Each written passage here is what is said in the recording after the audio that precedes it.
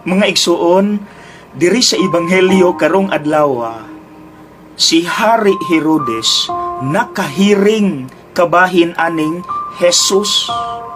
Muayo og masakiton, mupapahawa og yawa, maayo musangyaw. Mautong unsay gisulat sa Ebanghelyo. Gusto siyang makikita kang Jesus. Sa unang tingin, lami paminaw, no?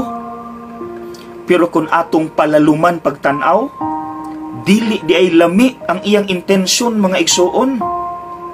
Kabalo mo, nganong makikita siya kang Jesus? Sigurado ta, dili nga gusto siyang masangyawan. Kay kung masangyawan siyang Jesus, maulawan gud siya. Maingnan siya sa Ginoo. Kanang imong relasyon sa imong asawa, incest ka na, sala na, kay nakikipon ka sa asawa sa imong igsuon. Di ganahan si Herodes maminaw, ana.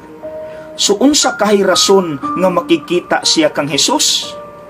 Tungod lang sa milagro, gusto siyang makakita og magic.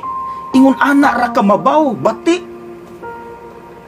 Ug ang pinakasakit kani, diha nato makita na ay arrogance, na ay garbo kini si Herodes.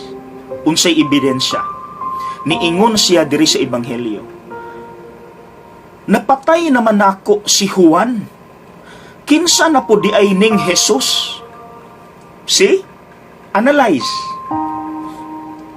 Gusto niyang i-prove kaya pud na kung patyuning tawhana kung makigtupong ni nako, I am the greatest. Wala siya'y planong muusab. Mga igsuon, kita kaha, basi naapod nato ng arrogance, kanang garbo. Maunang mangutana ko, kung naalang ha, unsay sitwasyon nimo karon, diin ang imong arrogance, ang imong garbo, mao'y nagpugong nimo sa imo untang kabaguhan. Wala ka mabag-o kay naapa ka sa imong garbo. Unsay sitwasyon nga imong gisinati karon.